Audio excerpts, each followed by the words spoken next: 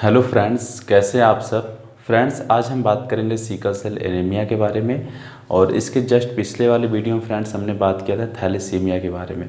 Thalassaemia और sickle cell anaemia ये दोनों हीमोग्लोबिन से रिलेटेड प्रॉब्लम है फ्रेंड्स। तो देखते हैं सिकल सेल एनीमिया में जनरली क्या होता है फ्रेंड, कि इसमें जो नॉर्मल आरबीसी का जो शेप होता है वो बाइकॉन्केव होता है। नॉर्मल आरबीसी का जो शेप होता है कैसा होता है, बाइकॉन्केव होता है। लेकिन सिकल सेल एनीमिया में क्या होता है फ्रेंड, जो आरबीसी का शेप चेंज हो जाता है, किसमें, सिकल लाइक हो जाता है।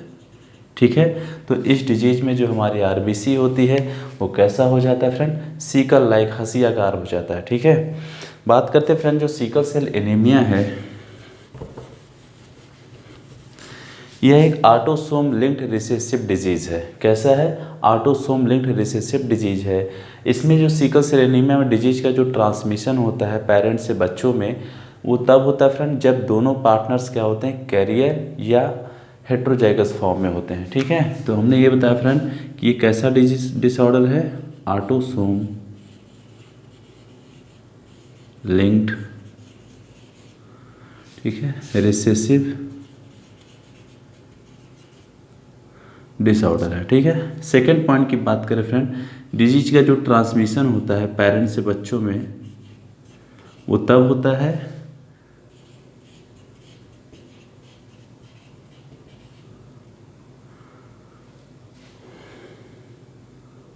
ऑफस्प्रिंग में कब होता है फ्रेंड, जब दोनों पार्टनर्स कैसे होते हैं, कैरियर या हेट्रोजाइगस फॉर्म में होते हैं।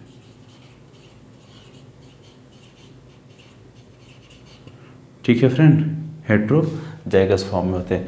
तीसरे पॉइंट की बात करें, ये जो सिकल सेल एनीमिया जो डिजीज है फ्रेंड, ये सिंगल पेयर ऑफ एलील के द्वारा कंट्रोल होता है। तो the disease is controlled by single pair of allele, HbA, HbS। ठीक है फ्रेंड, HbA जो है ये नॉर्मल हीमोग्लोबिन है, ठीक है, नॉर्मल एलील है। और HbS क्या है फ्रेंड, सिकल सेल एनीमिया का एग्जाम्पल है। अब बात करते हैं फ्रेंड, हम यहाँ पे टोटली पूरा एनसीईआरटी के बारे में बात करें, एनसीईआरटी के हर एक पॉइंट के बारे में यहाँ पे डिस्कस करना है फ्रेंड। ठीक है, अब बात करते हैं, 3 पॉसिबल जीनोटाइप दिया हुआ है। कितने, 3 पॉसिबल जीनोटाइप है friend, HbA, HbA, HbA, HbS। तो ये लिखा हुआ है, ये पता है एनसीईआरटी में कि 3 पॉसिबल जीनोटाइप में से फ्रेंड केवल जो होमोजाइगस इंडिविजुअल होते हैं उन्हीं में डिजीज़ दिखाई देता है। हेट्रोजाइगस जो इंडिविजुअल होते हैं वो उसमें डिजीज़ नहीं दिखाई देता है। लेकिन जो हेट्रोजाइगस इंडिविजुअल होते हैं वो कैरियर होते हैं, वो डिजीज़ के वाहक होते हैं। तो होमोजाइगस डोमिनेंट जो फॉर्म है ये कैसा फॉर्म होता है फ्रेंड, नॉर्मल। ठीक है, अगर किसी भी इंडिविजुअल का जीनोटाइप क्या होगा तो कैसा इंडिविजुअल होगा, नॉर्मल। ये क्या है फ्रेंड, कैरियर इसे बोल सकते हैं,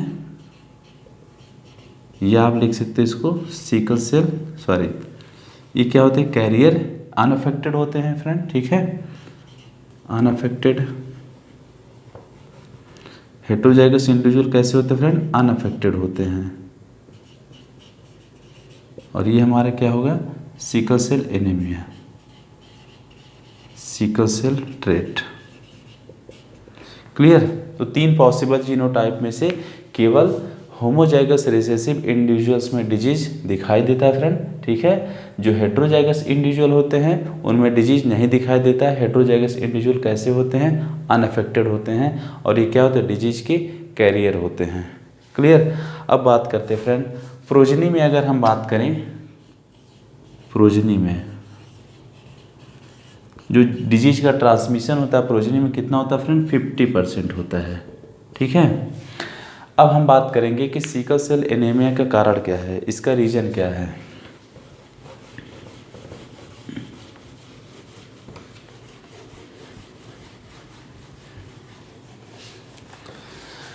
तो जो हीमोग्लोबिन मॉलिक्यूल है फ्रेंड, हीमोग्लोबिन की बात करें तो हीमोग्लोबिन 4 चेन से बना होता है, 2 अल्फा चेन और 2 बीटा चेन। ठीक है, 2 हीमोग्लोबिन 4 चेन से बना होता है फ्रेंड, 2 अल्फा चेन और 2 बीटा चेन। तो बात करें जो बीटा चेन के 6 पोजीशन पर जो 6th पोजीशन होता है बीटा चेन के, ठीक है फ्रेंड, ये हमारा बीटा चेन हो गया।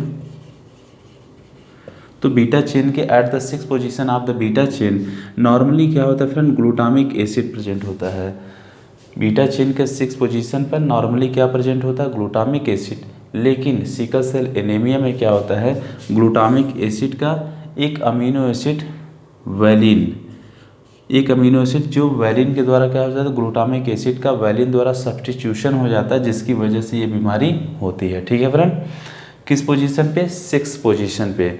बात करें यहाँ पे जो कोडान होता है friend, codon GAG codon, GAG codon का GUG कोडान के द्वारा सब्स्टिट्यूशन हो जाता है। ठीक है, तो हमने ये बताया सिकल सेल एनीमिया का कारण ये होता है फ्रेंड, जो नॉर्मल बीटा 6 पोजीशन पर नॉर्मली ग्लूटामिक एसिड होता है, लेकिन ग्लूटामिक एसिड का वैलिन अमीनो एसिड द्वारा सब्स्टिट्यूशन हो जाता है, जिसकी वजह से ये बीमारी होती है। और यहाँ पे जो कोडान की बात करें तो GAG कोडान का सब्स्टिट्यूशन हो जाता है किसके द्वारा, GUG कोडान के द्वारा। ठीक है, अब नेक्स्ट पॉइंट की अगर हम बात करें फ्रेंड, तो जो अब ये तो मॉलिक्यूल जो हीमोग्लोबिन होगा उसमें म्यूटेशन हो गया, तो म्यूटेंट हीमोग्लोबिन मॉलिक्यूल, जो म्यूटेंट हीमोग्लोबिन मॉलिक्यूल है फ्रेंड, म्यूटेंट हीमोग्लोबिन मॉलिक्यूल लो ऑक्सीजन टेंशन पर, किस पे, लो ऑक्सीजन के प्रेजेंस में, किसमें, लो ऑक्सीजन के प्रेजेंस में क्या करता है फ्रेंड, पॉलीमराइजेशन कॉज करता है।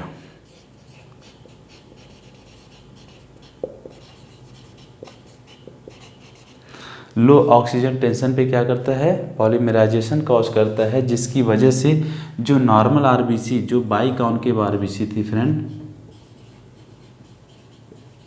बाइकॉन्केव आरबीसी का जो शेप होता है वो कैसा हो जाता है, इलांगेटेड सिकल लाइक स्ट्रक्चर में।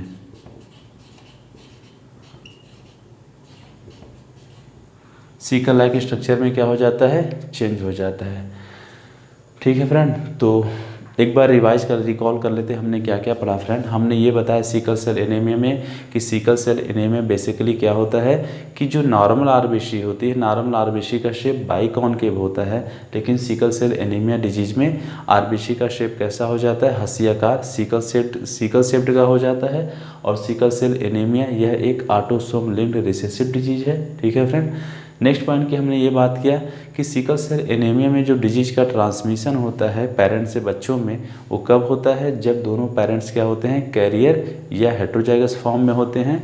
और सिकल सेल एनीमिया जो है ये disease single pair of allele के द्वारा कंट्रोल होता है। और मैंने बताया यहाँ पे 3 पॉसिबल जीनोटाइप होते हैं। 3 पॉसिबल जीनोटाइप में से केवल होमोजाइगस जो इंडिविजुअल्स होते हैं उन्हीं में डिजीज दिखाई देता है। जो हेट्रोजाइगस इंडिविजुअल्स होते हैं उनमें डिजीज नहीं दिखाई देता है। हेट्रोजाइगस इंडिविजुअल क्या होते हैं, अनअफेक्टेड होते हैं।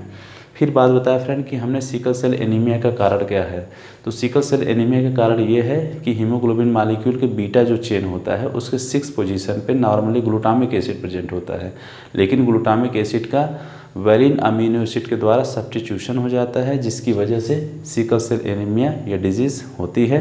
ठीक है फ्रेंड, और यहाँ पे मैंने बात किया GAG कोडान का GUG कोडान के द्वारा सब्स्टिट्यूशन हो जाता है, तब ये बीमारी होती है। ठीक, फिर हमने ये बताया कि जो म्यूटेंट हीमोग्लोबिन मॉलिक्यूल है, म्यूटेंट हीमोग्लोबिन क्या करता है कि लो ऑक्सीजन की उपस्थिति में, प्रेजेंस में क्या करता है फ्रेंड, पॉलीमराइजेशन करता है, जिससे आरबीसी जो होती है बाइकॉन्केव आरबीसी का जो शेप होता है वो इलांगेटेड सिकल लाइक स्ट्रक्चर मतलब हंसी आकार में चेंज हो जाता है। ठीक है फ्रेंड, इससे बहुत सारे डिजीज होते हैं फ्रेंड। ठीक है, तो आज के लिए बस इतना ही। और अगर मेरा वीडियो अच्छा लगा फ्रेंड तो आप लोग प्लीज़ लाइक एंड सब्सक्राइब करना ना भूलें। Thank you.